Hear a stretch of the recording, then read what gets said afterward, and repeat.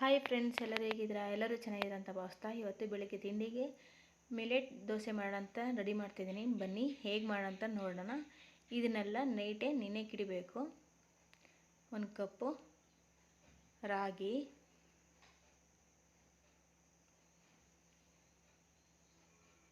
1/4 ಕಪ್ಪು ಹೆಸರುಕಾಳು, 1 ಕಪ್ಪು ರೇಷನ್ ಅಕ್ಕಿ ಮತ್ತು 1/4 ಕಪ್ಪಷ್ಟು ಕಡಲೆಬೀಜ. ಇವಾಗ ಇದನ್ನು ಇಲ್ಲ ಅಂದರೂ ಒಂದು 3 ರಿಂದ 4 ಸಲ ನೀಟಾಗಿ ವಾಶ್ ಮಾಡಿ ಇಟ್ಕೊಳ್ಳೋಣ. ನೋಡಿ, ಇವಾಗ ವಾಶ್ ಆಗಿದೆ. ಇದು ಮುಳುಗೋಷ್ಟು ಇವಾಗ ನೀರು ಹಾಕ್ತಾ ಇದ್ದೀನಿ.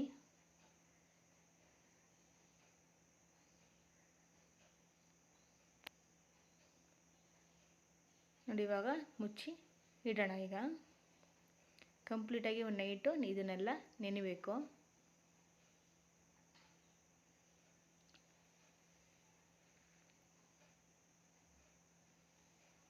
ಇವಾಗ ಇದೆಲ್ಲ ನೆಂದಿದೆ. ಇದನ್ನು 1-2 ಸಲ ನೀಟಾಗಿ ವಾಶ್ ಮಾಡಿ ಈ ಥರ ರುಬ್ಬಿಟ್ಕೋಬೇಕು. ಮತ್ತು ರುಚಿಗೆ ತಕ್ಕಷ್ಟು ಉಪ್ಪು. ನೋಡಿ, ಈ ಹದದಲ್ಲಿದ್ದರೆ ಸಾಕು, ತುಂಬಾ ಚೆನ್ನಾಗಿ ಬರುತ್ತೆ.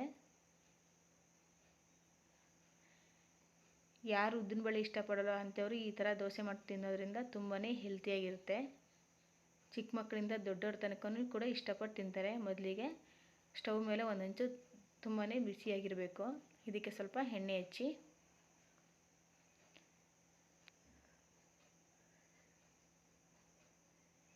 ಇವಾಗ ದೋಸೆ ಹಿಟ್ಟನ್ನ ಹಾಕ್ತಾಯಿದ್ದೀನಿ. ಎಷ್ಟು ನೀಟಾಗಿ ಬರ್ತಾಯಿದೆ. ಇವಾಗ ಸ್ವಲ್ಪ ಮುಚ್ಚಿಡೋಣ. ನೋಡಿ, ಇವಾಗ ರೆಡಿಯಾಗಿದೆ. ನೋಡಿ ಎಷ್ಟು ನೀಟಾಗಿ ಬರ್ತಾಯಿದೆ ಅಂತ. ತುಂಬಾ ಚೆನ್ನಾಗಿ ಬರುತ್ತೆ, ಗರಿ ಗರಿಯಾಗಿರುತ್ತೆ.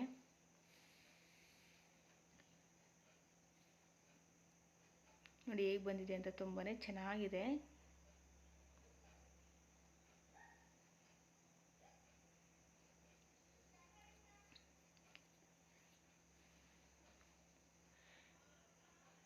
ಮಕ್ಕಳು ಕೊಡೋದ್ರಿಂದ ಇದು ತುಂಬಾ ಚೆನ್ನಾಗಿರುತ್ತೆ. ಹೆಸರುಕಾಳು ಮತ್ತು ಕಡಲೆ ಬೀಜ ಹಾಕೋದ್ರಿಂದ ಹೆಲ್ತಿಯಾಗಿರುತ್ತೆ.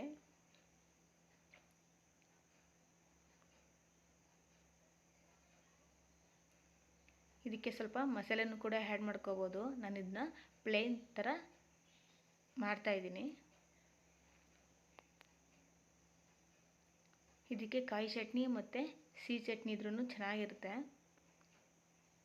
ನೋಡಿ, ಇವಾಗ ಇದಕ್ಕೆ ಚಟ್ನಿ ಮಾಡಿದೆ. ತುಂಬಾ ಚೆನ್ನಾಗಿ ಬಂದಿದೆ.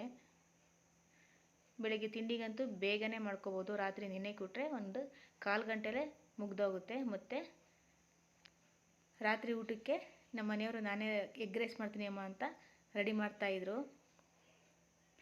ಮಳೆ ಬಂದಿತ್ತು, ಹಾಗಾಗಿ ನಾನು ತರಕಾರಿ ಏನೂ ತಂದಿರಲಿಲ್ಲ. ಹಾಗೆಯೇ ಎಗ್ ರೈಸೇ ಮಾಡೋಣ ಅಂತ ನಮ್ಮ ಮನೆಯವರೇ ರೆಡಿ ಮಾಡ್ತಾಯಿದ್ದಾರೆ.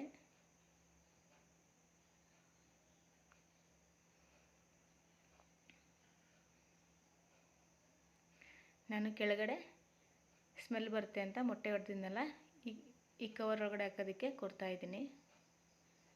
ನನಗೆ ಸ್ಮೆಲ್ಲೆಲ್ಲ ಅಂದರೆ ಇಷ್ಟ ಆಗಲ್ಲ, ಹಾಗಾಗಿ ಈ ಥರ ನಾನು ಕವರ್ನ ಕೊಟ್ಟೆ. ನೋಡಿ, ನಮ್ಮ ಮನೆಯವರು ಎಷ್ಟು ನೀಟಾಗಿ ಹೊಡೆದಾಕ್ತಾಯಿದ್ದಾರೆ.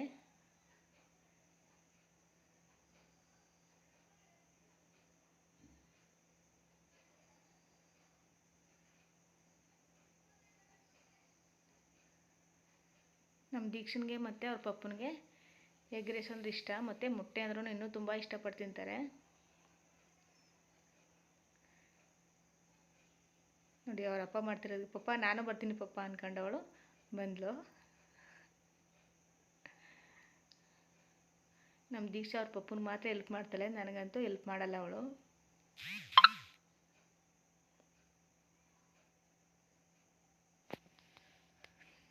ನೋಡಿ, ಇವತ್ತು ನಮ್ಮ ಮನೆಯವರೆಲ್ಲ ಕಂಪ್ಲೀಟ್ ಮಾಡ್ತಾಯಿದ್ದಾರೆ ಅಡುಗೆ ಮಾಡಿ ಬಂದು ಮತ್ತು ಸಿಸ್ಟಮಲ್ಲಿ ವರ್ಕ್ ಮಾಡ್ತಾಯಿದ್ರು. ಅದಕ್ಕೆ ನಾನು ಮೊದಲಿಗೆ ಊಟ ಮಾಡ್ಕೊಳ್ಳೋಣ ಅಂತ ನಾನು ಅಲ್ಲಿಗೆ ಬಡ್ಸ್ಕೊಂಡು ಕೊಟ್ಟೆ. ನಮ್ಮ ಮನೆಯವ್ರಿಗೆ ಕೆಲಸ ಇದೆ, ಅರ್ಜೆಂಟು ಅಂತ ಇದ್ದರು. ಹಾಗಾಗಿ ಇಲ್ಲೇ ತಿಂತಾಯಿದ್ರು ಅವರು ಸಿಸ್ಟಮಲ್ಲಿ ವರ್ಕ್ ಮಾಡ್ತಾ. ನನ್ನ ಮಗಳಂತೂ ಅಮ್ಮ ತುಂಬಾ ಚೆನ್ನಾಗಿ ಮಾಡಿದರೆ ಪಪ್ಪ ಅಂದ್ಕೊಂಡು ತಿಂತಾಯಿದ್ಲು. ತುಂಬಾ ಚೆನ್ನಾಗಿ ಮಾಡಿದರು.